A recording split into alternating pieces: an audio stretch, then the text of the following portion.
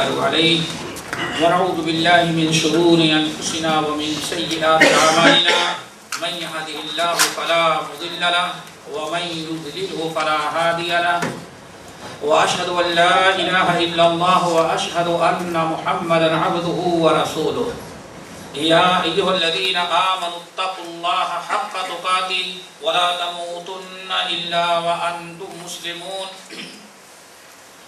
يا أيها الناس اتقوا ربكم الذي خلقكم من نفس واحدة وخلق منها زوجها وبث منهما رجالا كثيرا ونساء واتقوا الله الذي تساءلون به والأرحام إن الله كان عليكم رقيبا يا أيها الذين آمنوا اتقوا الله وقولوا قولا سديدا يصلح لكم أعمالكم ويغفر لكم ذنوبكم ومن يطع الله ورسوله فقد فاز فوزا عظيما أما بعد فإن خير الحديث كتاب الله وخير الهدي هدي محمد صلى الله عليه وسلم وشر الأمور محدثاتها وكل محدثة بدعة وكل بدعة ضلالة وكل ضلالة في النار فأعوذ بالله السميع العليم من الشيطان الرجيم بسم الله الرحمن الرحيم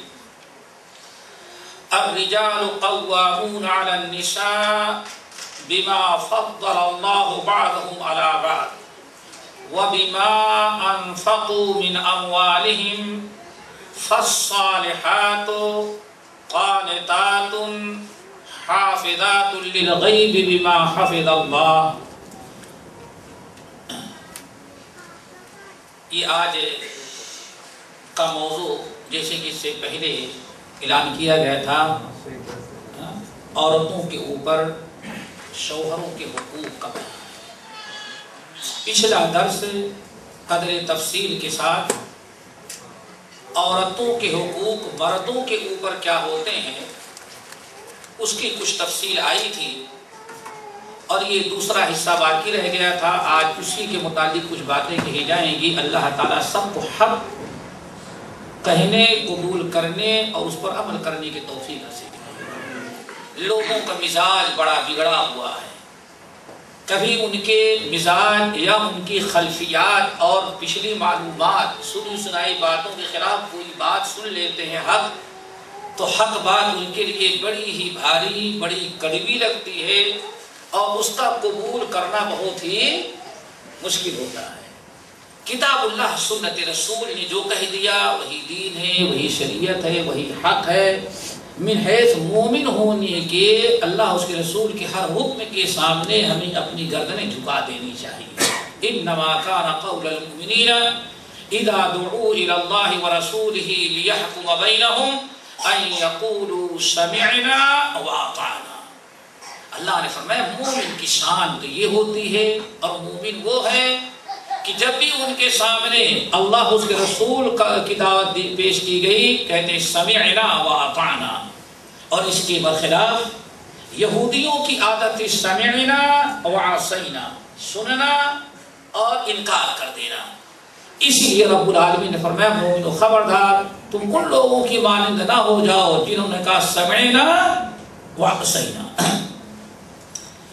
قرآن پاک کی آیت سورۃ البقرہ جس کا تذکرہ گزشتہ درس میں کیا تھا کہ اللہ فرماتے ہیں وَلَهُنَّ مِثْلُ الَّذِي عَلَيْهِنَّ. جس طرح سے عورتوں کے حقوق مردوں کے اوپر ہیں ایسے ہی مردوں کے حقوق بھی عورتوں کے اوپر ہیں. کیونکہ اللہ تعالیٰ نے عورتوں کے حقوق کو مردوں کے حقوق پر مقدم کیا تھا. اسی لیے گزشتہ درس میں عورتوں کے حقوق کو مقدم کر کے بیان کیا گیا اور آج کا درس جو ہے وہ مردوں کے حقوق عورتوں کے اوپر جو ہوتے ہیں وہ کیا ہے. اللہ رب العالمین نے مردوں کے بہت سارے حقوق عورتوں کے اوپر رکھے ہیں, لیکن ایک چیز پہلے سمجھ لینی چاہیے من حیث مومن ہونے کے ہمیں اس چیز کے لیے ضروری ہے, یہ چیز ضروری ہے کہ جس چیز کی جتنی اہمیت اور جتنا اونچا مقام اور مرتبہ اللہ اور اس کے رسول دے دیں، ہمیں اتنا ہی اس کی اہمیت، اتنی عظمت، اتنا ہی بڑا اس کو سمجھنا چاہیے. ہمیں ایسا نہیں اللہ نے کسی چیز کو بہت بڑا حق دیا اور اس کو ہم کیا کریں، چھوٹا بنائے. یہ ہمیں دہریت کی راہ پر ڈال دیتا ہے. اللہ رب العالمین نے بیان فرمایا دونوں کے حقوق ہیں، لیکن مردوں کو اللہ تعالیٰ نے تو وَلِلرِّجَالِ عَلَيْهِنَّ دَرَجَةٌ ہیں دونوں کے حقوق، لیکن عورتوں کے اوپر مردوں کو ایک گنا زیادہ مقام و مرتبہ دیا گیا ہے. اور اس کی بہت بڑی وجہ یہ ہے اللہ نے فرمایا صلاحیت کے اعتبار سے ان کو بڑا ہم نے زیادہ اہمیت دے رکھی ہے. اور نمبر 2 وَبِمَا أَنفَقُوا مِنْ أَمْوَالِهِمْ، چونکہ مرد اپنی زندگی بھر کی کمائی اپنی بیوی بچوں کے اوپر خرچ کرتا ہے، تو انفاق ساری نگرانی ساری ذمہ داری مرد کے اوپر دی گئی ہے. اس لیے اس کے مقام اور مرتبے حقوق کو بھی تھوڑا سا بڑھا رکھا گیا ہے. وَمَن يُعَظِّمْ شَعَائِرَ اللَّهِ فَإِنَّهَا مِن تَقْوَى الْقُلُوبِ، اللہ نے جس چیز کو جو اہمیت اور عظمت دیا ہے اس کو اسی نگاہ اور اتنی ہی عظمت دینا، یہ انسان کے دل میں تقوی اللہ کی سب سے بڑی نشانی اور علامت اللہ نے بیان کی ہے کہ واقعی اللہ کی تقسیم اور اللہ نے جو جس کو مقام دیا ہے اتنا ہی رکھتا ہے. اس کا مطلب ہے کہ اس کے دل میں اللہ رب العالمین کا تقوی ہے. یہ تقوی کی نشانی اور علامت ہے. نبی علیہ السلام نے مردوں کے حقوق بیان کرتے ہوئے ان کی عظمت اور ان کے مقام اور مرتبے کو بیان کرتے ہوئے سنن اربعہ کی روایت ہے. سنن اربعہ کا مطلب ابو داؤد، ترمذی، نسائی، ابن ماجہ. یہ ائمہ اربعہ ہیں محدثین کی اصطلاح میں. یہ چاروں امام ابو داؤد، امام ترمذی، امام نسائی، ابن ماجہ، ان تینوں نے حضرت ابو سعید خدری رضی اللہ تعالی عنہ سے نقل کیا کہ نبی علیہ السلام ارشاد فرماتے ہیں کہ حق الزوج علی زوجته، حق الزوج علی زوجته ان لو كانت به قرحة فلحستها ما ادت حقه او كما قال علیہ السلام. یہ بسند صحیح نبی علیہ السلام کی حدیث حرف بحرف میں نے آپ کے سامنے پڑھی، لیکن ترجمہ کرنے میں خطرہ ہے کہ شاید کہ سب کو یہ قبول نہ پڑے. لیکن شروع میں نے کہا کہ اللہ نے جس چیز کا جو مقام و مرتبہ دیا ہے، جب تک وہ مقام و مرتبہ آپ نہیں سمجھیں گے آپ اس کو وما قدر اللہ حق کا قدر ہی کی مصداق ہو جائیں گے. ابو سعید خدری رضی اللہ تعالیٰ عنہ حدیث بہت ہی طویل ہے. یہ میں نے اس کا ایک آخری حصہ بیان کیا ہے اور پڑھا ہے. آپ نے ساتھ فرمایا اے لوگو وحق الزوج علی زوجته، مرد کا حق اس کی بیوی کے اوپر اتنا بڑا ہے ان لو كانت به قرحہ کہ اگر شوہر کے بدن میں کہیں پھوڑا اور فنسی زخم ہو جائے، خون اور پیپ بہنے لگے، فلحستها، اگر وہ عورت بہت بڑی قربانی دے کر کے اپنی زبان سے بھی اس کو صاف کر کے بار بار بھوک دے تو آپ فرماتے ما ادت حقہ، جب بھی عورت شوہر کا حق ادا نہیں کر سکتی. یہ حدیث اتنی اہم، اتنی بڑی، اس سے عظمت سمجھ میں آ جاتی کہ اللہ تعالیٰ نے حقوق الزوجین میں مرد کو حق کتنا اونچا مقام مرتبہ دیا ہے. پھر آئے سنن اربعہ کی ہی حدیث بڑی مشہور ہے. ایک عورت کے لیے اللہ کی رضا اور دخول جنت کو ایک معیار قائم کیا گیا اطاعت زوج. آپ نے ساتھ فرمایا ايما امرأة صلت خمسها وصامت شهرها واطاعت بعلها واحسنت فرجها قيل لها، ادخل الجنت فی ای باب شاء او کما قال علیہ السلام. ہم نے ساتھ فرمایا ان المرأة اذا صلت خمسها، عورت جب 5 وقتہ نماز کی پابندی کر لے، وصامت شہرها، ماہ رمضان کا روزہ رکھ لے، واطاعت بعلها، شوہر کی اطاعت و فرما برداری کر لے، واحصنت فرجها، اور اپنی عزت کو محفوظ رکھ لے، تو قیامت کے دن حشر کے میدان میں اللہ تعالیٰ اس کو بلائے گا اور کہے گا ادخل الجنت من ای ابواب شاءت. دیکھو یہ جنت میں 8 دروازے میں نے بنایا ہے، ان 8 دروازوں میں سے اپنی پسند سے جس دروازے سے تو داخل ہونی چاہے داخل ہو جا. چونکہ حقوق بھی بڑے ہیں تو ان کے ادا کرنے پر اور ان حقوق کی ادائیگی پر انعام بھی اللہ تعالیٰ نے بہت ہی بڑا رکھا ہے. یہ کوئی معمولی مقام نہیں ہے. اگر اسی کے ساتھ ایک عورت کو جو یہ حشر کے میدان میں کہا جا رہا ہے ادخل الجنت من ای ابواب شاءت، اگر اس انعام کو سمجھنا ہو تو سنن نسائی کی ایک روایت سنیں. ایک دن نبی علیہ السلام نے بھری مجلس میں لوگوں سے پوچھا، صحابہ کرام سے، تم میں کون ایسا ہے جس نے آج روزہ رکھا ہو؟ معمولی فضیلت اس حدیث کے اندر عورت کی نہیں بیان کی گئی. کتنے آج پر اذا صلت خمسها وصامت شهرها واطاعت بعلها واحسنت فرجها، 4 عمل ہے. 5 وقتہ نماز کی پابندی، ماہ رمضان کا روزہ، اور پھر ساتھ ساتھ اپنی عزت کو محفوظ رکھنا، اور نمبر 4 اللہ تعالیٰ ارشاد فرماتے ہیں کہ 5 وقتہ نماز، شوہر کے اطاعت، یہ 4 عمل بیان کیے. اور پھر انعام کیا ملا؟ اپنی مرضی سے جنت کے 8 دروازوں میں سے جس دروازے سے داخل ہونا چاہے تو داخل ہو جائے. اس سلسلے وہ حدیث سنیں گے تب اس کی اہمیت سمجھ میں آئے گی. اس امت میں ابو بکر سے بڑا کوئی انسان نہیں. آپ نے بھرے مجلس میں پوچھا لوگوں تم میں کون ایسا ہے جس نے آج روزہ رکھا ہو؟ صدیق اکبر نے کہا یا رسول اللہ انا صائم، میں روزہ ہوں. آپ نے فرمایا اچھا بتاؤ کس نے آج صدقہ کیا ہے؟ صدیق اکبر نے کہا انا یا رسول اللہ، آج میں الحمدللہ میں صدقہ بھی کر چکا ہوں. آپ نے فرمایا پھر پوچھا اچھا ذرا بتاؤ من عادا مریضن، کون ہے جس نے آج مریض کی عادت کی ہو؟ ابو بکر صدیق کہتے انا یا رسول اللہ. آپ فرمایا اچھا بتاؤ کون ایسا من شہید جنازتن، جس نے آج کسی مرد مومن کی نماز جنازہ جا کے پڑھا ہو، دفنایا ہو؟ صدیق اکبر نے کہا کہ انا یا رسول اللہ.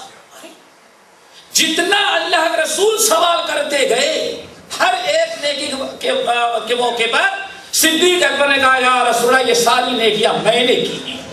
آپ نے اس موقع پر فرمایا اے لوگوں سن لو، ایک مرد مومن جس نے 24 گھنٹے میں اتنی نیکیاں اکٹھا کی، اتنے اچھے اعمال کیے ہیں، قیامت کے دن اللہ تعالیٰ اس کو حکم دے گا کہ جنت کے 8 دروازوں میں سے تو اپنی مرضی سے جس میں جاؤ داخل ہو جاؤ. یہ مقام جو اتنے مشکل کے بعد صدیق اکبر کے لیے اعلان کیا اللہ کے رسول نے، وہ ایک عورت اپنے 4 اعمال کی بنا پر کر سکتی ہے، جس میں سے ایک عمل ہے اطاعت زوج. اللہ تعالیٰ ہم کو عمل کی توفیق نصیب فرمائے. اسی طرح سے ایک موقع پر قرآن پاک کی آیت جو میں نے پڑھی سورۃ النساء کی آیت نمبر 34 الرجال قوامون علی النساء، آگے اللہ نے فرمایا فالصالحات، اللہ تعالیٰ کسی کو صالح کا لقب دے دے اور اپنی کتاب میں، پھر قیامت تک وہ لقب غلط نہیں ہو سکتا. اسی لیے کہا جاتا ہے اللہ کے رسول اللہ تعالیٰ نے لقد رضی اللہ عن المؤمنین اذ یبایعونک تحت الشجرہ، اب صحابہ کرام کے متعلق کہہ دیا کہ جنہوں نے اس درخت کے نیچے نبی سے بیعت کر لیا ہے اللہ ان سے راضی ہو گیا ہے.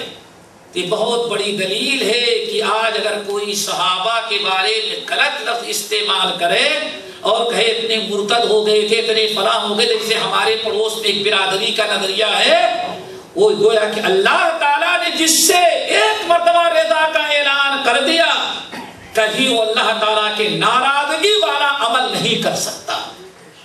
یہاں اللہ تعالیٰ ارشاد فرماتے ہیں فالصالحات، نیک عورتیں، نیک کا لقب دے دیا۔ الرجال قوامون علی النساء بما فضل اللہ بعضهم علی بعض وبما انفقوا من اموالهم فالصالحات، صالحات کا لقب مل گیا، لیکن فرمایا اللہ نے صالحات ہم کس کو کہہ رہے ہیں؟ قانتات حافظات للغیب، ایک صالحہ، صالحات وہ عورت جس کو اللہ نے صالحہ قرار دیا ہے۔ اس آیت میں اس کی دو خوبیاں بیان کی گئی ہیں، جن دو خوبیوں کی بنا پر اللہ نے اس مخلوق کو، اس عورت کو صالحہ کا لقب قرار دیا اور صالحین میں شامل کر لیا۔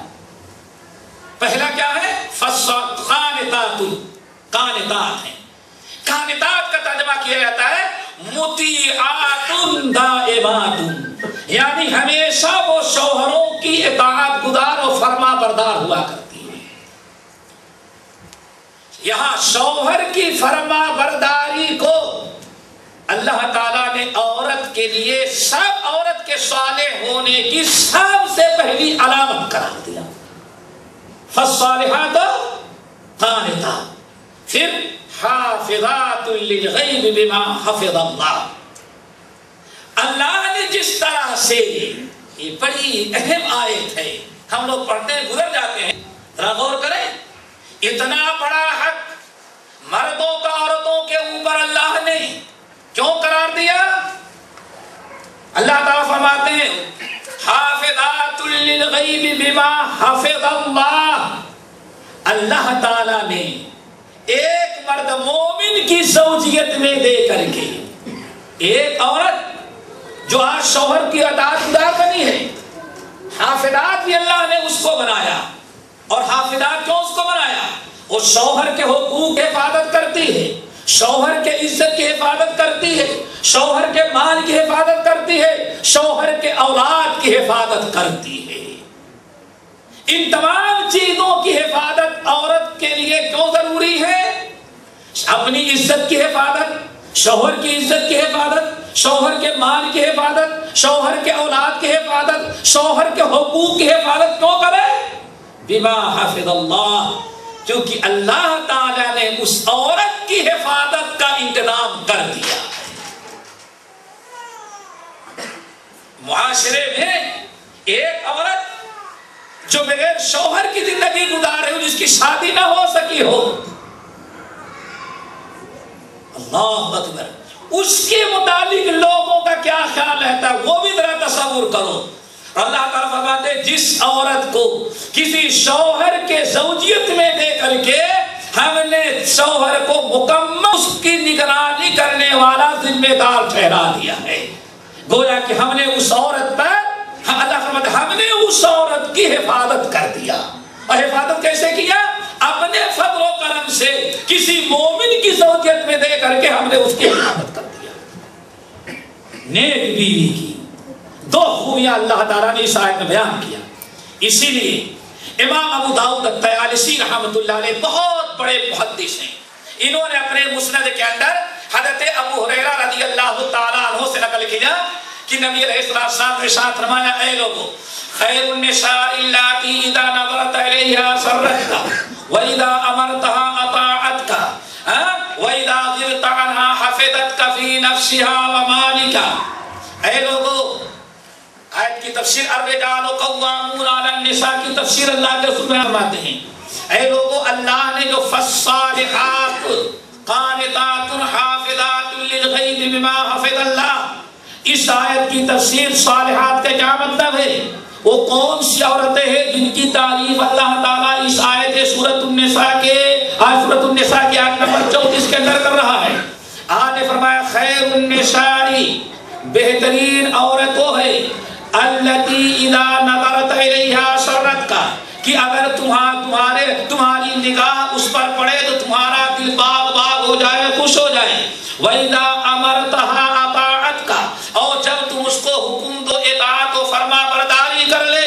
وَإِذَا غِبْتَ عَنْهَا حَفِظَتْكَ نَفْسَهَا وَمَالَكَ، جب تم غائب ہو، گھر میں موجود نہ ہو، تو تمہارے عدم موجودگی میں تم اپنے نفس، اپنی ذات اور تمہارے مال اور اولاد کی حفاظت کرنے والی ہو۔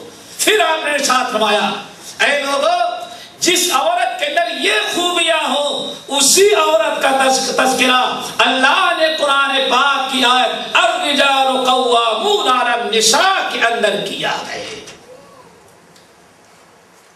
اگر کوئی عورت، جب اللہ تعالیٰ نے یہ عظمت دیا، عورت کو یہ مقام دیا اور یہ مرتبہ دیا کر جب وہ شوہر کے اطاعت گزار ہو، شوہر کے مال اور اولاد کی حفاظت کرنے والی ہو، اب اگر عورت اپنے ان ذمہ داریوں کو نہ ادا کرے اور شوہر کو ایذا و تکلیف پہنچائے، تو جہاں اللہ تعالیٰ نے اطاعت گزاری پر جنت کے 8 دروازے کھول دیا، وہیں بڑی سخت وعید بھی سنائی ہے۔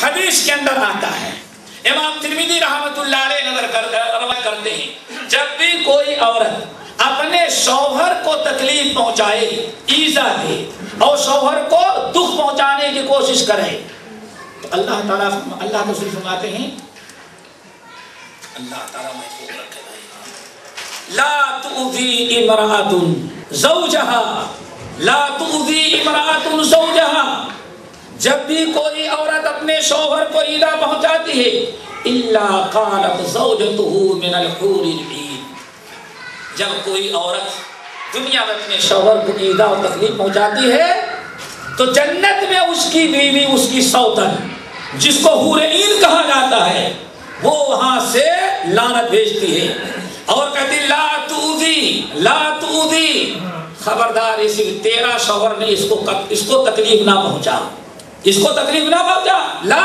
تؤذی، خبردار اس کو تکلیف نہ پہنچا، قاتلک اللہ، اللہ تعالیٰ تجھے برباد کر دے۔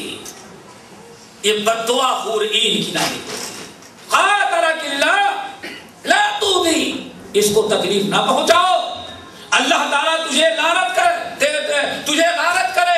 کیا تجھے معلوم نہیں ہے فإنما هو دخیل عندک، یہ ہمیشہ ہمیشہ تیرے پاس رہنے والا نہیں ہے، فإنه دخیل علیک، ارے وہ تو ایک وقتی طور پر تیرے پاس موجود ہے اور آج تو یہ تکلیف پہنچا رہی ہے اور ہم اس کا انتظار کر رہے ہیں، کیوں؟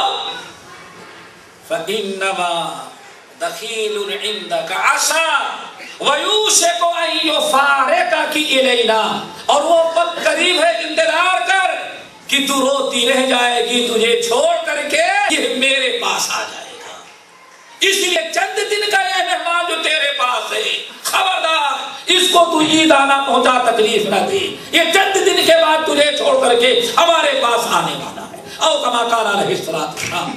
اسی طرح سے جب آپ نے سنا بھی کہ ایک عورت اگر 5 وقت کی نماز پڑھ لے، رمضان کا روزہ رکھ لے، شوہر کی اطاعت کر لے، اپنی عزت کی حفاظت کر لے، تو جنت کی 8 دروازے اس کے لیے کھل جاتے ہیں۔ اگر اس کے برخلاف کوئی ہماری بہن، کوئی ہماری ماں، ہماری بیٹی قدم اٹھائے تو اس کا انجام آپ ارشاد فرماتے ہیں، ترمذی کی حدیث ہے، لوگوں طبرانی کی، سنتان لا تجاوزوا الصلاۃ عن رؤوسہما، 2 نمازی ایسے ہیں، نماز تو بڑی پڑھتے ہیں، بڑے عبادت گزار ہوتے ہیں، نماز خود پڑھتے ہیں، لیکن ان کی نماز بس سر تک رہتی، اس کے اوپر جاتی ہی نہیں ان کی نماز۔ نمبر 1 عبد عبدہ، وہ غلام جو اپنے آقا سے بھگ جائے، جب تک وہ آقا سے بھگا رہے گا اللہ اس کی نماز کو قبول نہیں کرے گا، جب تک کہ واپس نہ لوٹ آئے۔ اسی طرح سے وَامْرَأَةٌ عَصَتْ زَوْجَهَا، اسی طرح سے اس عورت کی نماز بھی اللہ تعالیٰ قبول نہیں کرتا، لاکھ نماز پڑھے، روزے رکھے، حج کرے، زکات دے، اس کی ساری عبادت سر پر ٹنگی رہتی ہے، اللہ تعالیٰ قبول نہیں کرتا جب تک کہ حتیٰ تراضیٰ، جب تک کہ اپنے شوہر سے معذرت کر کے راضی نہ کر لے۔ حقوق میں سے بڑے حقوق جو ہیں ہم نے خاص طور سے وہ حقوق رکھے جس کی بنا پر آج کل کچھ زیادہ ہی لڑائیاں ہوتی ہیں. وہ حقوق زیادہ ہم نے کوشش کی اکٹھا کرنے کے جس کی وجہ سے آپس میں کچھ زیادہ ٹھنی رہتی ہے، لڑائیاں ہوتی، جھگڑے ہوتے ہیں. یہ صرف اس بنا پر ہوتے ہیں حقوق ایک دوسرے کے نہیں پہچانے جاتے. آئیں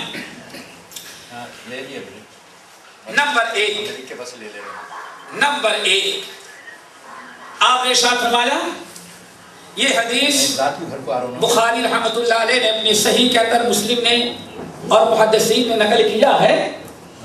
حدیث کے راوی ہیں حضرت ابو ہریرہ رضی اللہ تعالیٰ عنہ. شوہر کے حقوق میں سے شوہر کا ایک بڑا حق ہے، وہ یہ ہے آپ نے ارشاد فرمایا لا يحل للمرأة ان تصوم وزوجها شاهد الا باذنه ولا تأذن في بيته الا باذنه وما انفقت من نفقة عن غير امره فانه يؤدي اليه شطره كما قال عليه السلام. آپ نے اس حدیث کے اندر شوہر کے دو حقوق بیان کیے ہیں. نمبر ایک لا يحل للمرأة ان تصوم، کسی عورت کے لیے حلال نہیں ہے کہ وہ نفلی روزہ رکھے جبکہ اس کا شوہر موجود ہے. شوہر کے موجودگی میں عورت کو نفلی روزہ رکھنا جائز نہیں، حلال نہیں، جب تک کہ اپنے شوہر سے اجازت نہ لے لے. جب تک شوہر اجازت نہ دے دے نفلی روزہ رکھنے کی اجازت اللہ کے رسول تو جانے دے فرمایا عورت کے لیے حلال ہی نہیں ہے. لا يحل للمرأة، عورت کے لیے حلال نہیں ہے کہ وہ روزہ رکھے بغیر شوہر کی.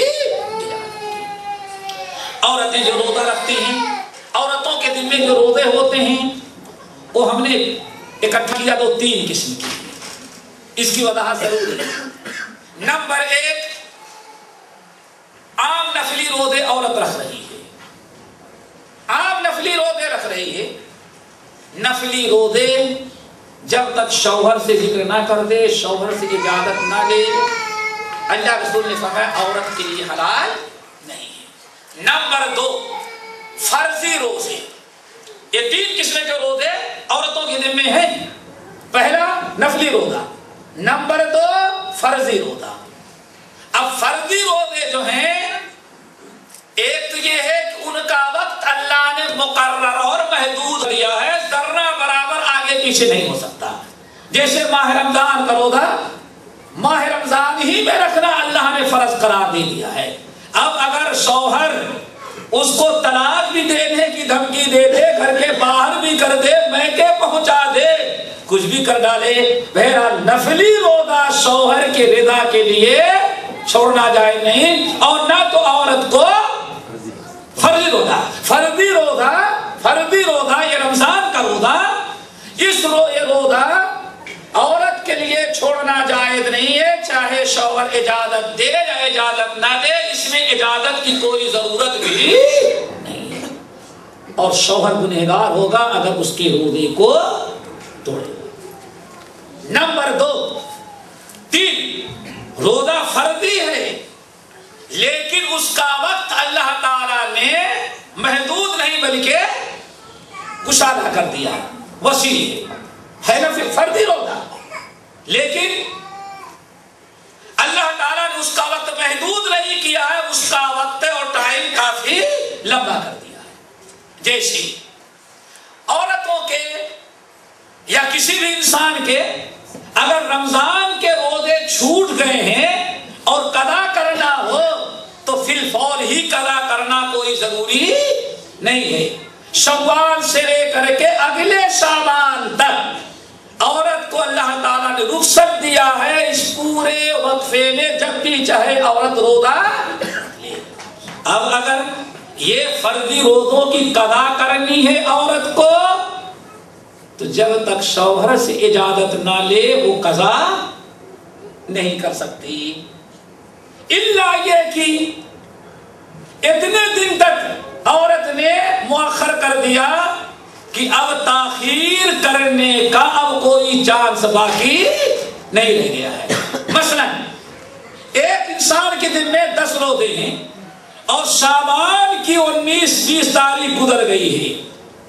اب اگر وہ عورت سوچتی ہے کہ اب اگر روزہ نہیں قضا کروں گی تو رمضان شروع ہو جائے گا، اللہ نے جو محدود وقت مقرر کیا تھا 9-10 مہینے کا وہ اب ختم ہو رہا ہے۔ اب اگر شوہر روکے منع بھی کرے تو اس کی بات کا کوئی اعتبار نہیں ہوگا، عورت اپنی روزے کی قضا کرے گی۔ لیکن جب تک اللہ تعالیٰ نے ٹائم دیا ہے اس کو 10-11 مہینے کا، اگر وہ کبھی بھی روزہ رکھنا چاہے تو ان احادیث کی روشنی میں اس کو شوہر سے اجازت لینی پڑے گی۔ اسی لیے حضرت عائشہ صدیقہ رضی اللہ تعالیٰ عنہ کی روایت بڑی مشہور ہے بخاری مسلم کی، کہتی ان کان یکون علی صیام رمضان، ہمارے ذمے رمضان کے روزے رہتے تھے اور نبی علیہ الصلوۃ والسلام کی وجہ سے ما استطیع ان اقضیہ الا شعبان، شعبان کے مہینہ جب تک نہ لگ جائے تب تک نبی علیہ الصلوۃ والسلام کی وجہ سے میں اپنے قضا روزے نہیں رکھ پاتی تھی۔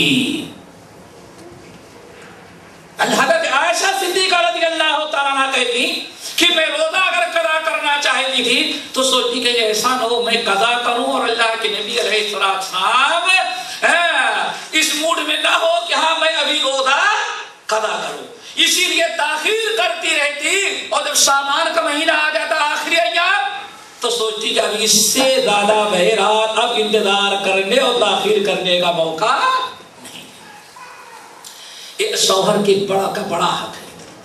ایک بڑی عجیب عظیم قصہ نبی علیہ السلام کے زمانے میں آیا، امام ابو داؤد اور امام احمد بن حنبل رحمۃ اللہ علیہ نے اپنے مسند کے اندر نقل کیا۔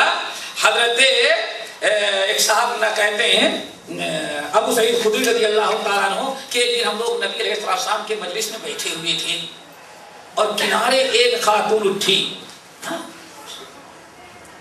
اور کسی کو یہ پتا نہیں کہ شوہر بھی سردار بھی یہی مجلس میں بیٹھے ہوئے ہیں، اور وہ خوب اچھا موقع تلاش رہی تھی کہ میں ان کی شکایت اس دن کروں گی جب حضرت اللہ کے رسول کے مجلس میں موجود ہیں۔ وہ موقع کی تلاش میں تھی۔ ایک دن پتا چلی حضرت بیٹھے ہیں وہاں، آئی پیچھے کھڑی ہو گئی، یا رسول اللہ، اب شکایت کرتی ہے عورت، یا رسول اللہ ان زوجی صفوان ابن معطل یضربنی اذا صلیت ویفطرنی اذا صمت ولا یصلی الفجر حتی تطلع الشمس۔ انہی کہتی وہ بیٹھا ہوا ہے پیچھے سے، وہ ہمارے شوہر صفوان ابن معطل جب کو جانتے ہیں آپ نہ بڑے صحابہ میں شمار تھا، یا رسول اللہ ان زوجی صفوان ابن معطل، وہ میرے شوہر صفوان ابن معطل جو ہیں ہمارے اوپر بڑا ظلم کرنا شروع کر دیا ہے۔ کیا ہوا؟ یضربنی اذا صلیت، جب میں نماز پڑھتی ہوں تو ہماری پٹائی شروع کر دیتے ہیں۔ وہ عجیب شوہر ہے وہ۔ یضربنی اذا صلیت، میں نماز پڑھنے کے لیے کھڑی ہوئی انہوں نے ہماری پٹائی شروع کر دی۔ اچھا، نمبر 2 وَيُفَطِّرُنِي إِذَا صُمْتُ، اور جہاں میں نے روزہ رکھا فوراً آ کر کے روزہ خراب کر دیتا، ورنہ توڑ دیتا ہے روزہ بھی نہیں رکھنے دیتا۔ اور اپنا حال کیا ہے؟ اللہ اکبر، میرے ساتھ یہ ان کا ہے کہ میں نماز پڑھتی ہوں تو پڑھنے نہیں دیتا، اور روزہ رکھتی ہوں تو روزہ توڑوا دیتا ہے۔ اور اپنا عمل کیسا ہے؟ لا يصلي الفجر حتى تطلع الشمس، پڑا سو جاتا ہے جب تک سورج نہ نکلے، خود فجر کی نماز بھی نہیں پڑھتا۔ اللہ اکبر، یہ نبی علیہ السلام کے سامنے شکایت ہوئی۔ ہاں، حضرت ابو سعید خدری رضی اللہ تعالیٰ کہتے ہیں صفوان بن معطل پریشان، بھرے مجمع میں اس نے سارا پردہ فاش کیا، نماز پڑھتی ہوں تو مارتا ہے، روزہ رکھتی ہوں تو توڑوا دیتا ہے، اور خود کا عمل ایسا ہے کہ فجر کی نماز پڑھتا ہی نہیں وقت پر، نہ کبھی مسجد جاتا ہے، سویا پڑا رہتا ہے، جب تک سورج طلوع نہ ہو فجر کی نماز نہیں پڑھتا۔ آپ نے حضرت صفوان کو بولا، ارے صفوان سن رہے ہو تمہاری بیگم کیا کہہ رہی ہے؟ اللہ رسول میری بیگم بالکل سچی ہے۔ سارا مسئلہ ختم، کوئی بحث مباحثے کی ضرورت نہیں. اللہ رسول جتنی باتیں بتائی سب سچ ہے. میں پٹائی بھی کرتا ہوں، نماز پڑھتی ہے تو، روزہ رکھتی ہے تو روزہ توڑ دیتا ہوں، اور نماز نہیں پڑھتا جب تک سورج طلوع ہو جائے. میری بیوی تو سچی تو کوئی ہے ہی نہیں یہاں، خود تعریف کی.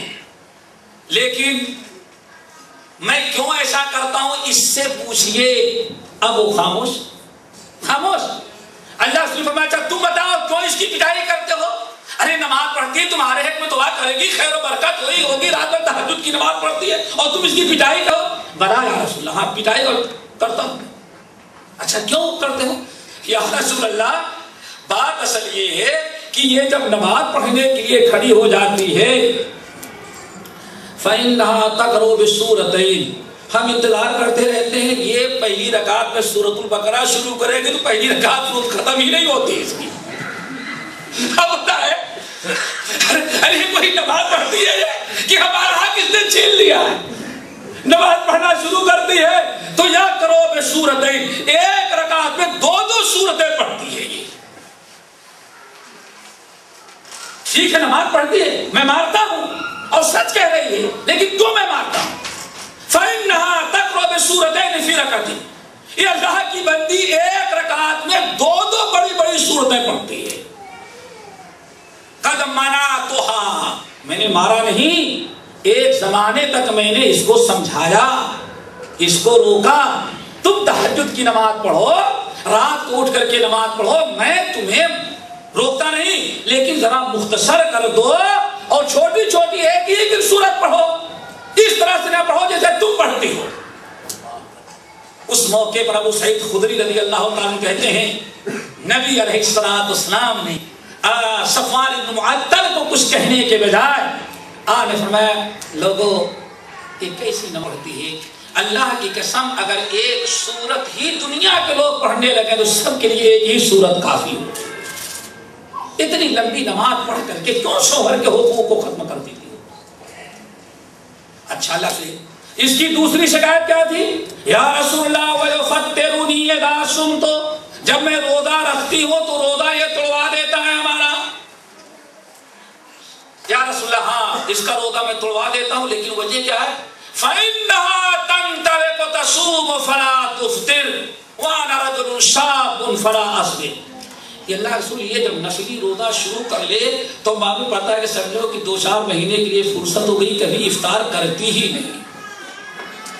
ارے یہ کوئی روزہ رکھنا ہے، فَإِنَّهَا تَنْتَلِقُ، یہ روزہ رکھنا جب شروع کر دیتی ہے تو یہ کبھی روزہ اب چھوڑنا نہیں چاہتی. وَأَنَا رَجُلٌ شَابٌ، اور میں جوانی کی عمر میں ہوں، لا أَصْبِرُ، میں صبر نہیں کرتا، اس لیے اس کا روزہ میں توڑوا دیتا ہوں. آپ نے اس موقع پر ارشاد فرمایا.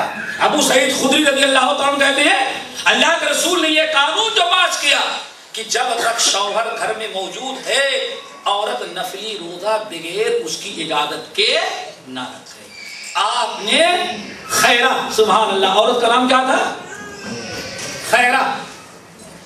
صفوان بن معطل کی بیوی کا نام خیرہ.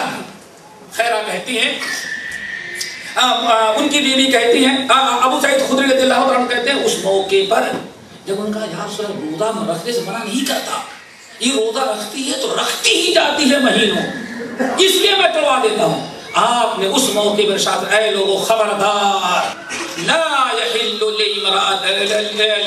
للمرأة، اگر شوہر موجود ہے تو جب تک اس کی اجازت نہ ہو نفلی روزہ عورت نہ رکھے. یہ جو اسلام نے قانون پاس کیا اس موقع پر جب صفوان بن معطل کی بیوی نے صفوان کی شکایت کی.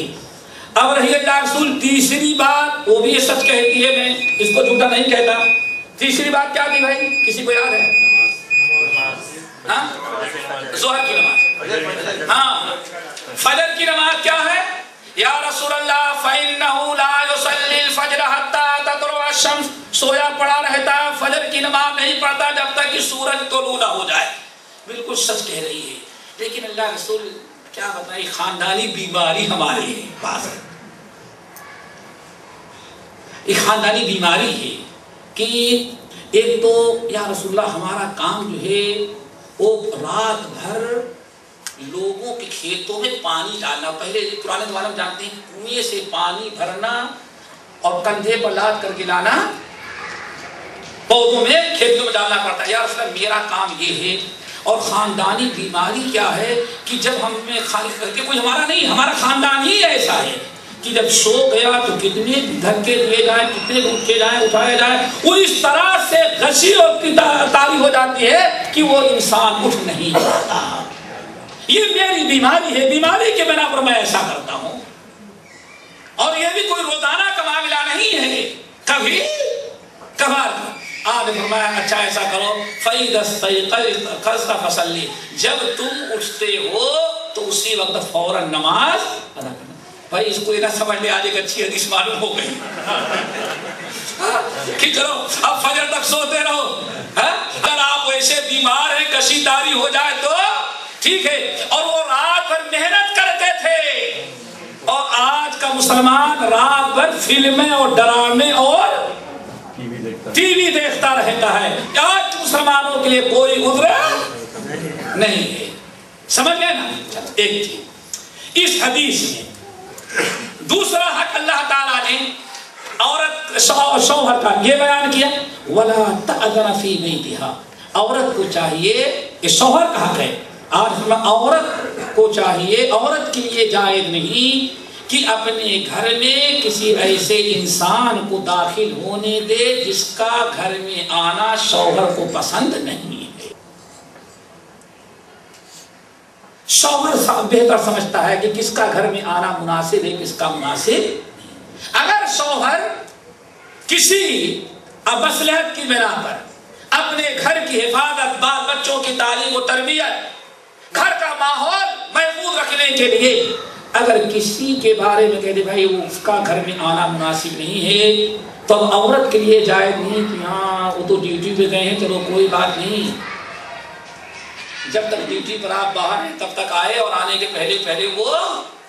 یہ عورت نے بہت بڑی خیانت کی شوہر کے ساتھ. شوہر کو علم تو نہیں لیکن اللہ تعالیٰ کو علم ہے. قانتات حافظات للغیب بما حفظ اللہ ما یلفظ من قول الا لدیہ رقیب عتید. جو کچھ کر رہے ہو وہ خیانت ہے. اللہ تعالیٰ کے یہاں ساری چیز ریکارڈ میں آ رہی ہے. اجازت کی دو قسمیں ہیں. اجازت کی دو قسمیں ہیں. ایک اجازت یہ ہے جیسے عام طور پر الحمدللہ آپ رہتے ہیں محلے میں، شوہر بھی جانتا ہے کہ پڑوسن کبھی آ کے بیٹھ جاتی ہے، رشتے دار کی عورتیں آ جاتی ہیں، ملنے جلنے والی آ جاتی ہے، سہیلیاں آ جاتی ہیں، شوہر رہتا ہے بھی نہیں بھی رہتا، شوہر کو کوئی اعتراض نہیں ہوتا. ایسے ان حالات میں شوہر کی اجازت کی کوئی ضرورت نہیں، الا ہے کہ شوہر منع کر دے کیا تمہاری فلاں سہیلی یا فلاں جو آیا کرتی پڑوسن وہ غلط کردار کی ہے، اس کے آنے کے بعد گھر کے ماحول کے خراب ہونے کا خطرہ ہے. اس مصلحت کی بنا پر اگر منع کر دے تو عورت کے لیے جائز نہیں اس کو آنے دے. اور ایک اجازت یہ ہے کہ شوہر کہتا ہے بھائی بار بار ہم سے تم اجازت لیتی رہتی ہو، کوئی دروازے پر تو پہلے ہم کو ٹیلی فون کرتی ہو، ہاں فلاں آدمی آیا ہوا ہے گھر میں آنے دوں کہ نہ آنے دوں. اتنی مصیبت بول لینے کی ضرورت نہیں ہے. جس کو تم آنے دینا چاہتی ہو، پسند کرتی ہو، مناسب سمجھتی ہو، اس کو گھر میں آنے دو. اگر ایسی اجازت مل جائے تو عورت کے لیے اجازت مل گئی، جس کو چاہے وہ گھر میں آنے دے. لیکن اگر شوہر کہہ دے ہاں جس کو تمہاری مرضی ہو آنے دو لیکن فلاں کو نہیں آنے دینا، تو ایسے موقع پر پھر اس ایک آدمی کو منع کر دے، نہ آنے دے جس کو شوہر نے مخصوص کر دیا ہے. اسی لیے میرے بھائیوں یہ شوہر کے بہت بڑے حقوق میں سے ہے. حضرت حجۃ الوداع کے موقع پر نبی علیہ السلام نے بڑا زبردست خطبہ دیا تھا. حضرت عمرو بن احوص رضی اللہ تعالیٰ عنہ کہتے ہیں اللہ کے رسول نے خطبہ دیتے ہوئے فرمایا اے لوگوں سن لو، الا ان لکم علی نسائکم حقا ولنسائکم علیکم حقا. حجۃ الوداع میں آپ نے خطبہ دیا اے لوگوں، اے مردوں، تمہارے حقوق عورتوں کے اوپر ہیں اور عورتوں کے حقوق تمہارے اوپر ہیں. پھر آپ نے ارشاد فرمایا فاما حقکم علی نسائکم، مردوں تمہارے حقوق عورتوں کے اوپر یہ ہیں جن میں اللہ کے رسول نے 2 حقوق بہت اہم بیان کیے. نمبر 1، لا یؤتین فرشکم من تکرہونہ. اللہ آج یہ حقوق مالنا پید ہیں. آج نے فرمایا تمہارا پہلا حق عورتوں کے اوپر یہ ہے کہ اللہ یؤتین فرشکم، تمہارے بستر پر، جو تمہارے سونے کا بستر ہے، جو تمہارا بستر ہے، جن کو تم ناپسند کرتے ہو، تمہارے بستر پر ایسے لوگوں کو تمہاری بیویاں بیٹھنے نہ. کیوں بھائی؟ ممکن ہے کہ مرد کی غیرت جوش میں آ جائے ہمارے بستر پر فلاں کیوں بیٹھا، یہ غیرت کی بات ہے. اور یہ بھی ممکن ہے اگر کسی کے دل میں شیطان ہے تو ممکن ہے کہ آپ کے بستر پر بیٹھے تو استلزاز بھی حاصل کرے. ان چیزوں کے بنا پر اللہ کے رسول نے کلی طور پر منع کر دیا. فرمایا حجۃ الوداع کے موقع پر اے مردوں، عورتوں پر تمہارا حق ہے، عورتوں کو چاہیے خیال رکھیں جن کو تم ناپسند کرتے ہو تمہارے بستروں پر بیٹھنے نہ دیں ان کو. اور دوسرا حق آپ نے بیان کیا کہ وَلَا يَأْذَنَّ فِي بُيُوتِكُمْ لِمَن تَكْرَهُونَهُ، جن کو تم ناپسند کرتے ہو گھر میں آنا، تمہارے عدم موجودگی میں عورتیں ان کو گھر میں آنے نہ دیں. اس میں ہو سکتا ہے عورت کا باپ بھی ہو، عورت کا بھائی ہو، عورت کے بہنوئی ہو، عورت کے اور ہو، لیکن اگر شوہر کسی خاص مصلحت کی بنا پر، شرعی عذر کی بنا پر، ممکن ہے سالہ آپ کا شرابی ہو، ممکن ہے کہ شادی آپ کی بد کردار ہو، ممکن ہے آپ کے بیوی کا باپ ہے تو باپ لیکن کردار کا غلط ہو، چال چلن اس کے درست نہ ہو، گھر میں آنے کے بعد مزید فساد پھیلاتا ہو. اگر اس قسم کے حالات ہیں اور جانتے ہیں کہ بسا اوقات پوری ازدواجی زندگی کو برباد کر دینے والی کبھی لڑکے کی ماں ہوتی ہے اور کبھی لڑکی کی ماں ہوتی ہے، یہ سب معلوم ہوگا، سارا بگاڑ پیدا ہوتا ہے. اگر اس قسم کے خطرات ہیں تو شوہر کو اللہ نے یہ بھی حق دیا ہے کہ عورت کے بھائی بہن اور ماں باپ کو بھی آنے کے لیے وہ منع کر دے تو عورت کو جائز نہیں کہ وہ آنے دے. ہاں اہل علم کہتے ہیں حد عشرے مہینے میں جب بھی عورت خود جا کر کے ملنا چاہے شوہر کو روکنا نہیں چاہیے، اور شوہر اجازت دے دے کہ ہاں جائے، وہ اپنے ماں باپ سے بھائی بہن سے مل کر کے آ جائے. لیکن وہ بھی جب شوہر کوئی خطرہ محسوس نہ کرے. عزت، دین، ماحول، ازدواجی زندگی الفت اور محبت کے ساتھ جو گزر رہی ہے اس کا برقرار رکھنا ضروری ہے. اس چیز کے لیے ان تمام رشتوں کو چھوڑا جا سکتا ہے جو اس میں رکھنا اندازی کا سبب بنا کرتے ہیں. اور آپ نے ساتھ رہا عورتوں کے حقوق تمہارے اوپر ہیں کہ خوب اچھی طرح جو اچھا سے اچھا کھلاؤ اور اچھا سے اچھا ان کو پہناؤ. ایک بڑی اہم چیز اور یہاں ہے جو آج ہمارے اور آپ کے ہاں بالکل نسیہ منسیہ کر دیا جاتا ہے. کیا عورت کو اپنے مال یا شوہر کے مال کو جیسے چاہے خرچ کرے تصرف کرنے کا حق حاصل ہے کہ حاصل نہیں؟ بہت سارا بگاڑ معاشرے میں اس بنا پر ہوتا ہے اور اس کا سبب یہ ہوتا ہے کہ کبھی عورت کا رجحان میکے کی طرف زیادہ ہو جاتا ہے، کسی اور کی طرف زیادہ ہو جاتا ہے تو مال کی سپلائی یا مال پہنچا دینا اور بڑا تعاون کر دینا، یہ کرتی تو ہے نیک نیتی کے ساتھ، نیتوں کو کوئی شک نہیں کیا جا سکتا. لیکن یہی چیزیں جب شوہر کو معلوم ہو جاتی ہے تو پھر ازدواجی زندگی اس وقت خطرے میں پڑ جاتی ہے. اسی لیے نبی علیہ السلام نے ارشاد فرمایا کہ خبردار لا یجوز لامرأۃ، شوہر کے مال کو بغیر اجازت کے خرچ نہ کر سکے.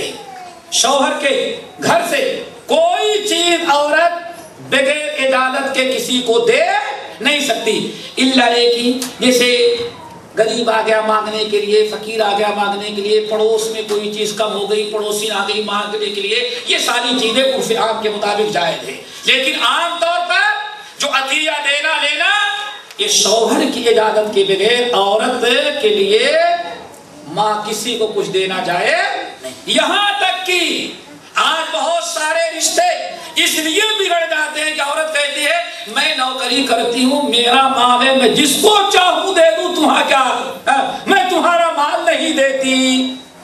اس سے بھی انتشار پیدا ہوتا ہے.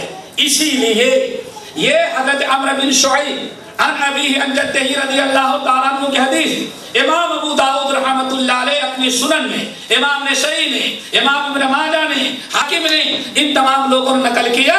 اچھی طرح سے یاد رکھو, عورت اپنی کمائی, اپنا مال, چاہے باپ کے ہاں سے لائی ہو, چاہے بھائی کے ہاں سے لائی ہو, یا کسی اور نے دیا ہو, یا اپنا کچھ کا کچھ کاروبار ہو, اسلام نے جو کی اس سے ازدواجی زندگی میں رکھنا پیدا ہوتا ہے. اسی لیے آپ نے ساتھ فرمایا لا يجوز لامرأة في مالها اذا ملك زوجها عصمتها. جب عورت کسی مرد کی زوجیت میں آ گئی اور مرد اس کا نگراں ہو گیا تو عورت کے لیے اپنا مال بھی کسی کو دینا جائز نہیں ہے جب تک کہ شوہر سے مشورہ نہ کر لے, شوہر سے اجازت نہ لے لے. اپنا مال بھی عورت نہ دے جب تک کہ شوہر سے اجازت نہ لے لے.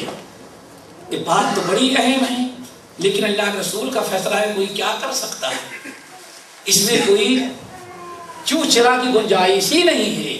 اور آپ جانتے ہیں کہ بگاڑ ازدواجی زندگی یا کتنی تباہ ہو گئی صرف اس بنا پر کہ شوہر کو ضرورت ہے, شوہر کے باپ کو ضرورت ہوگی, شوہر کے خاندان کو ضرورت ہوگی. مثال کے طور پر شوہر چاہتا ہے کہ بیوی کے پاس پیسہ ہے, تھوڑا سا دے دیتی, ہماری ماں کا علاج تھا, ہمارے باپ کا کام تھا, بھائی کا کام رکا ہوا ہے, آپ نے مانگا نہ دیا اور میکے والوں کو تھوڑا سا معاملہ ہوا پہنچا دیا. جب آپ کو پتا چلے گا تو اس وقت بتائیں کتنا ٹکراؤ ازدواجی زندگی میں میاں بیوی کے درمیان پیدا ہو جاتا ہے. ایک تو نہیں, ہزاروں کیس ایسے موجود ہوں گے. اسی لیے نبی علیہ السلام نے ارشاد فرمایا عورت اپنا مال بھی خرچ کرنا چاہتی ہے تو شوہر سے اجازت لے لے تاکہ ازدواجی زندگی میں کوئی فرق نہ آئے. آپ نے ارشاد فرمایا ایک دوسری حدیث میں لیس للمرأة ان تنتهك شيئا من مالها الا باذن زوجها. عورت ذرہ برابر اپنے مال کو تصرف نہ کرے جب تک کہ شوہر سے اجازت نہ ملے. آج سمجھتے ہیں کتنے جھگڑے, کتنی لڑائیاں, میں جانتا ہوں کتنی طلاقیں پڑ گئی صرف اس بنا پر کہ مرد اپنی بیوی کو پیسہ دیتا گیا, کھلوک بعد میں کام آئے گا, پتہ یہ چلا کہ ادھر تو شوہر دیتا تو جمع کرنے کے لیے, ادھر معلوم پڑا کہ بھائیوں کے نام پر دکانیں, پراپرٹی, فلیٹ سب کچھ انڈیا پاکستان میں ہو گئے. کتنا بڑا انتشار, کتنا بڑا اختلاف. اسی وقت جیسے شوہر کو معلوم ہوا بیوی کو گھر سے باہر نکال دیتا ہے.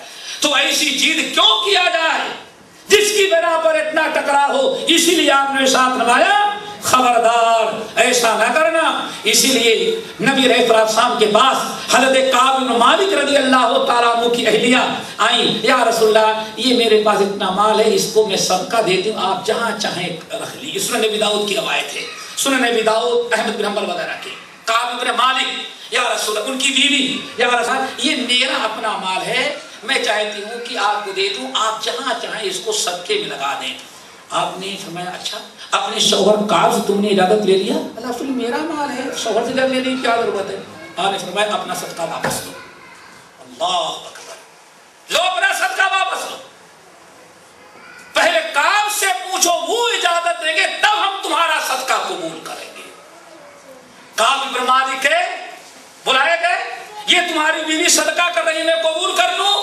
کعب نے کہا یا رسول اللہ ہماری خوش نصیبی ہے کہ ہم کو نہیں, اللہ نے ہماری بیوی کو دیا, وہ صدقہ کرتی, آپ قبول کر لیں. ازدواجی زندگی بھی خوش رہی, صدقہ بھی ہوگا تو وہ ثواب بھی پا گئے. سمجھ گئے نا.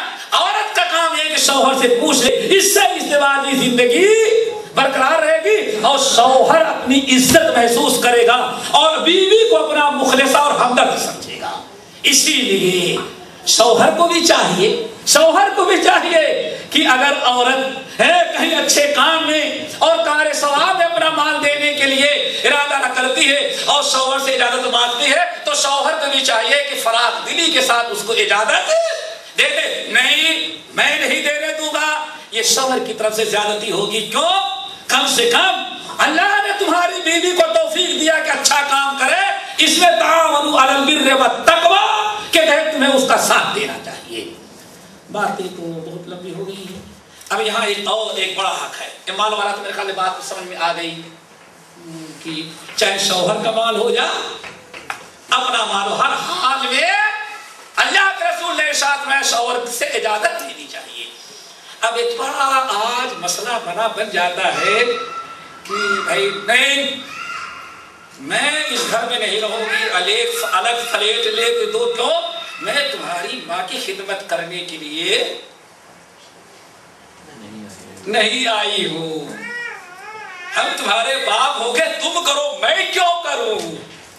یہ بڑا المیہ ہے۔ یہ سب میرے بھائی اس بنا پر کہ یہ لا علمی اور جہالت ہے، سمجھ گئے نا؟ اگر ہمیں حقوق معلوم ہوتے تو کبھی ایسی نوبت نہ آتی۔ بڑے اختصار کے ساتھ عورت شوہر کے حقوق میں سے ایک بڑا حق یہ ہے اسلام نے رکھا ہے کہ ہمیشہ شوہر کی رضا اور اس کے حقوق کا خیال رکھا جائے، اور شوہر سے متعلقین جو ہیں ان کا بھی شوہر کی اولاد کی تربیت دیکھ بھال یہ سب ہونا چاہیے۔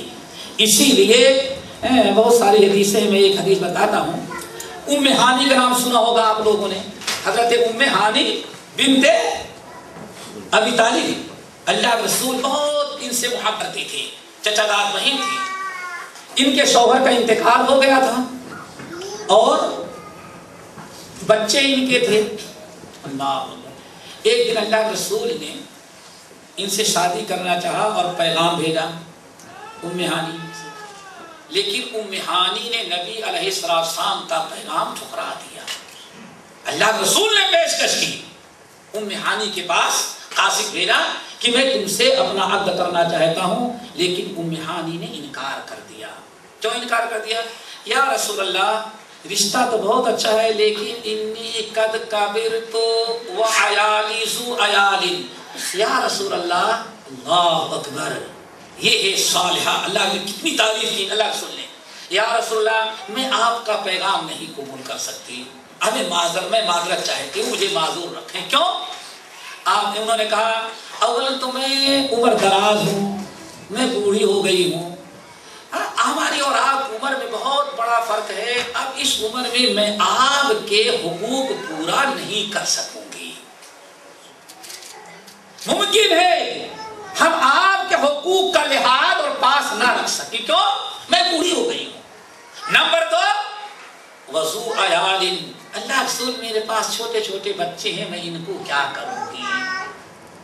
بچوں کی خدمت کروں گی تو آپ کے حق میں کوتاہی، اور آپ کے ساتھ رہوں گی بچوں کے حق میں کوتاہی۔ آپ کا رشتہ بٹھا دیا گیا، لیکن آپ نے قیامت تک آنے والے مسلمانوں کے لیے اتنی بہترین تعلیم دی، فرمایا اے لوگوں، سب سے بہترین عورت جو میں نے دنیا میں پایا وہ عورتیں ہیں جو اونٹ پر سوار ہوتی تھیں، یعنی قریش مکہ کی عورتیں، کیونکہ کہیں باہر جانا رہتا تھا تو حوض بنے رہتے تھے، اس میں وہ بیٹھا کرتی تھی۔ آپ نے فرمایا قریش مکہ سے بہتر اچھی عورت میں نے دنیا میں کسی خاندان کی عورت کو نہیں پایا۔ کیوں؟ احناہا علی ولدہ، وہ اپنے بچوں کی کتنی محبت اور شفقت کرنے والی، وَأَرْعَاهَا لِزَوْجِهَا، اور اپنے شوہروں کا کتنا زیادہ خیال رکھنے والی ہے۔ دیکھو میں نے شادی کا پیغام دیا، لیکن یہ ام ہانی اس لیے پیغام کو ٹھکرا دے رہی ہے کہ میں بڑی معمر ہو چکی ہوں، ممکن ہے کہ آپ کے حقوق ہم پورے ادا نہ کر سکیں۔ اس طرح سے اللہ کے رسول نے بڑی تعریف بیان کی اس عورت کی جو اپنے شوہر کے حقوق کا خیال رکھا کرتی ہے۔ حضرت جابر بن عبداللہ رضی اللہ تعالیٰ عنہ کی حدیث بڑی مشہور ہے، یہ مسئلہ بڑا اہم ہے، اس کو سمجھے تھوڑا سا۔ جابر بن عبداللہ، ان کے والد عبداللہ جنگ احد میں شہید کر دیے گئے، ابھی ایک مہینہ ہی گزرا تھا، ان کے گھر میں 9 بہنیں تھیں. کتنی بھائی؟ 7 سبع بنات. 7 بہنیں بیٹھی ہوئی تھی، بڑے پریشان تھے. ایک دن یہ بڑی سواری پر بیٹھے آگے آگے بھگے جاتے. اللہ رسول میں جابر کیا بات ہے گھر بھگے جا رہے ہو؟ اللہ رسول اب میں آزاد نہیں کر تزوج تو میں نے شادی کر لی ہے نا. اور فرمایا شادی تم نے کر لیا؟ بکرم ام سیبت، کسی بیوہ عورت سے کیا کہ کنواری سے؟ اللہ رسول میں نے کنواری سے نہیں بلکہ ایک سیبہ کہتے ہیں بیوہ عورت سے شادی کی. آپ نے فرمایا کیوں کیا؟ یا رسول اللہ باپ انتقال کر گئے، باپ نے اپنے پیچھے ہمارے دل میں کتنی بہنیں چھوڑی؟ اچھی طرح سے سنو نا، کتنی بہنیں؟ 7. اگر میں ایک کنواری کر کے لاتا تو 8 ہو جاتی. کتنی ہو جاتی؟ نہ کسی کو کھانا پکانا، نہ کچھ بہنیں ایسی ہیں جو اپنے سے نہا دھل بھی نہیں سکتی، کپڑے بھی نہیں پہن سکتی. 7 باپ چھوڑے تھے، ایک میں کر کے لاتا تو 8 بچیاں گھر میں ہو جاتی. تو میں نے ایک تجربے کار عورت سے شادی کیا تاکہ ہماری ان 9 بہنوں کی دیکھ بھال کر سکے. یا رسول اللہ میں نے اس لیے اس بیوہ عورت سے تجربے کار سے شادی کیا ہے تاکہ میری بہنوں کے سر کے بال کو سنوار سکے، یہ کم بھی کر سکے، میری 7 بہنوں کو روٹی پکا کر کے دے سکے، میری 7 بہنوں کے کپڑے دھل سکے. اس لیے یا رسول ہم نے اپنے نفس سے جہاد کیا، ان بہنوں کے خاطر، اپنی 7 بہنوں کے خاطر ایک تجربے کار محمد عورت سے شادی کیا ہے تاکہ ہماری بہنوں کی صحیح تعلیم و تربیت ہوتی رہے اور ہماری بہنوں کی دیکھ بھال ہوتی رہے. آج فرمایا تو اصبتا، یہ جابر تم نے زندگی میں سب سے بڑا کام کر ڈالا. اور ایک رات وقال خیرن، اللہ کے رسول نے بے انتہا جابر کی تعریف کی. لوگوں ذرا دیکھو اپنی چھوٹی چھوٹی بہنوں کے لیے اس نے اس طرح سے شادی کیا ہے. اس حدیث سے امام بخاری رحمت اللہ علیہ اللہ اکبر کہتے ہیں، باب قائم کرتے ہیں، باب عود المرأۃ. اس حدیث سے مسئلہ یہ چلا کہ عورت سے شوہر اپنے گھر والوں کی خدمت بھی، یہاں بہنوں کی خدمت تو کرا لیا صحابی نے، اللہ رسول نے بڑی تعلیم کی، لیکن آج ہم کیا کہتے ہیں؟ ماں باپ کی ذمہ داری شوہر پر ہمارے اوپر. اللہ اکبر. اللہ تعالیٰ اس نظریے کو وہ سمجھیں، بڑی عجیب ٹیڑھی قوم ہو چکی ہماری میرے بھائی. آپ ذرا سوچیں. ایک چیز اور بتائیں، بخاری اور مسلم کی روایت ہے، نبی علیہ السلام چلے آ رہے ہیں، حضرت اسماء بنت ابی بکر، ابو بکر صدیق رضی اللہ تعالیٰ عنہ کی بیٹی، حضرت عائشہ کی بڑی بہن. اللہ اکبر. ایک بڑا سا گٹھر کھجور کا اور گٹھلیوں کا اپنے سر پر لے کے چلی آ رہی ہیں. نبی علیہ السلام نے دیکھا کہ اسماء چلی آ رہی ہے، اپنے اونٹ کو آپ نے بیٹھایا اور صحابہ کرام بھی تھے. آپ نے فرمایا اسماء بیٹھ جاؤ. نہیں اللہ کے رسول میں نہیں بیٹھوں گی. میں کنارے ہٹ گئی اور کہتی کیوں کنارے ہٹ گئی؟ میں سمجھتی تھی کہ ہمارے شوہر زبیر اس کو کبھی ان کی غیرت نہیں گوارا کرے گی کہ میں کسی غیر مرد کے ساتھ اونٹ پر بیٹھوں. کہتی ہیں بہرحال میں نہیں بیٹھی. جو بتانا تھا وہ یہ کہتی، جب شادی ہوئی تو ہمارے شوہر زبیر کے پاس نہ کوئی غلام تھا، نہ کاروبار تھے، نہ کوئی دکان تھی، نہ ان کے پاس کوئی بہت بڑا کھیتی باڑی تھا. کہتے ایک اونٹ تھا. کیا تھا؟ اونٹ تھا. اونٹ کا چارہ کاٹ کر کے لانا میرا کام تھا. سنو کس کا بھائی، کس کی خدمت ہو رہی ہے؟ اونٹ کی خدمت میں کرتی تھی. گھوڑا تھا، ہمارے شوہر زبیر بن عوام گھوڑے کو باندھ دیتے اور گھوڑے کی مالش میں کرتی، چارہ میں ڈالتی اور زبیر کے باغات سے کھجور توڑ کر کے میں لاتی. کہتی ہیں اور روٹی بھی ہمیں پکانا پڑتا. سارا کام میں نے زبیر کے کیا. اور کہتی سب سے مشکل کام زبیر کے گھوڑے اور اونٹ کی خدمت کرنا تھا. ایک دن ابو بکر صدیق رضی اللہ تعالیٰ عنہ نے ایک غلام بھیج دیا تو وہ غلام اب اونٹوں اور گھوڑوں کی خدمت سے ہماری نجات مل گئی۔ نبی علیہ السلام نے ان کی بڑی تعریف کی، فرمایا بہت اچھا، اللہ اکبر۔ یہاں تو صحابیات اسماء بنت ابی بکر جیسی جنتی عورت اپنے شوہر کے اونٹوں اور گھوڑوں کی بھی خدمت کر لیں، لیکن آج سمجھا جاتا ہے کیا؟ بس ہم شوہر کے لیے، شوہر کے علاوہ اور کسی کی ذمہ داری ہمارے اوپر، کم سے کم ان کے گھوڑوں اور اونٹوں سے زیادہ شوہر کے ماں باپ کی قدر تو ضرور ہونی چاہیے۔ اس پوری دنیا میں جس کو جنتی عورتوں کا سردار قرار دیا گیا ہے وہ حضرت فاطمہ الزہرا رضی اللہ تعالی عنہا ہے۔ جب وہ اونٹ مار کہتی ہے حضرت علی رضی اللہ تعالی عنہ کہ ہم نے بہت ساری چیزیں تھی، میرے خیال سے بات ختم کر دیتے ہیں۔ یہ حضرت ان کا قصہ اپنے سامنے بتا رہے ہیں، حضرت فاطمہ کا، فاطمہ رضی اللہ تعالی عنہ، ان کا قصہ بخاری اور مسلم ابو داؤد بہت طویل ہے۔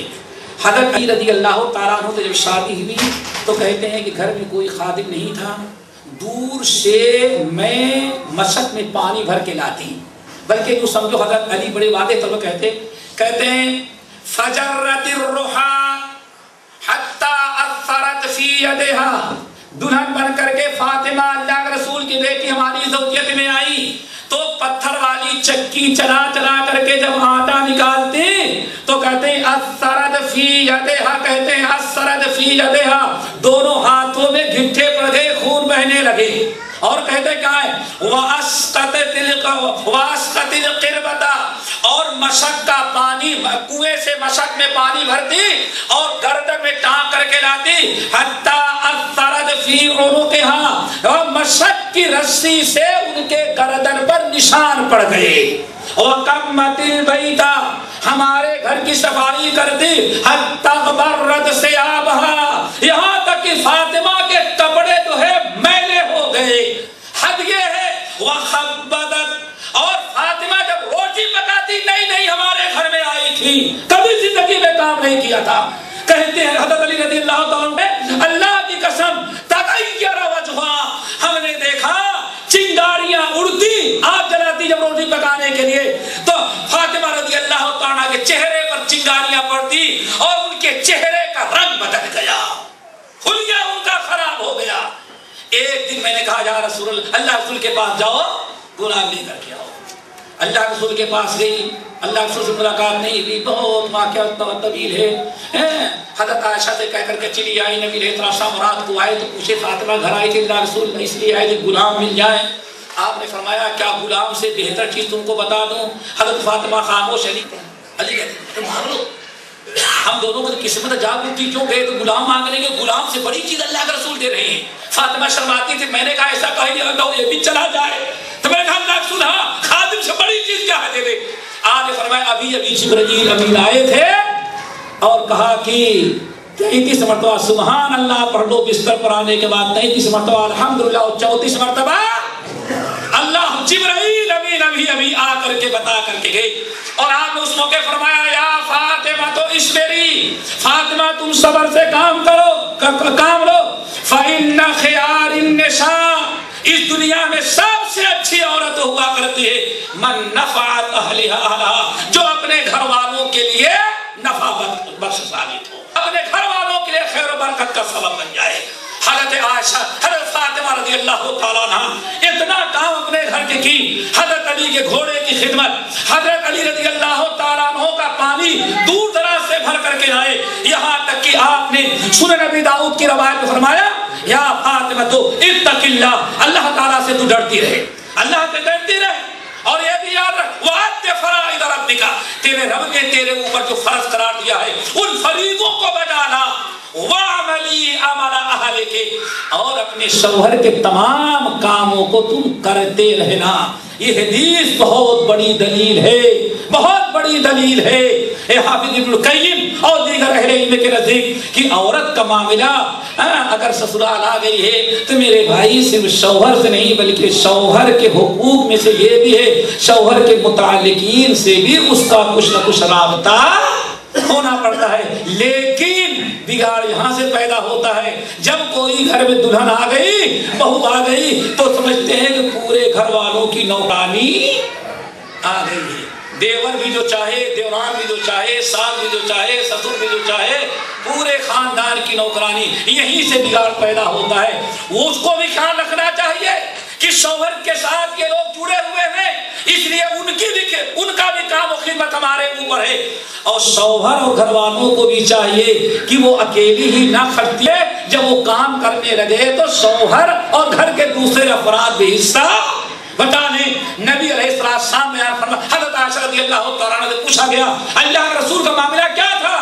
کہتے ہیں کیا پوچھتے ہو، اگر ہم سبزی کاٹ رہے ہیں گھر میں تو نبی علیہ السلام جھاڑو لگانے لگتے، اور میں جھاڑو لگا رہی ہوں، روٹی پکا رہی ہوں تو نبی علیہ السلام پانی بھرنے لگتے، میں گھر میں بستر دھل رہا، کپڑا دھل رہی ہوں تو نبی علیہ السلام بکری کا دودھ نکالنے چلے جاتے۔ یعنی شوہر کا، ساس کا، تمام گھر میں بسنے والوں افراد کا کی ذمہ داری ہے کہ ایک دوسرے کے تعاون کے ساتھ کام کریں۔ عورت کو بھی لحاظ رکھنا چاہیے، یہاں شوہر اور اس کے ماں باپ متعلقین کون ہیں ان کا بھی لحاظ، اور گھر والوں کو بھی نوکرانی سمجھ کے کام نہیں لینا چاہیے، ان کو بھی چاہیے کہ ہاں ہمارا بھی کام ہے تعاون علی البر والتقوی کے تحت ہر اچھے کام میں اس کا ساتھ دینا۔ یہ چند حقوق ہے جو میں نے بیان کیا ہے، اللہ تعالیٰ سب کو عمل کی توفیق نصیب فرمائے۔ اقول قولی ھذا استغفر اللہ من کل ذنب واتوب الیہ۔ آپ نے ہاں ولود، بچے والے، شوہر سے محبت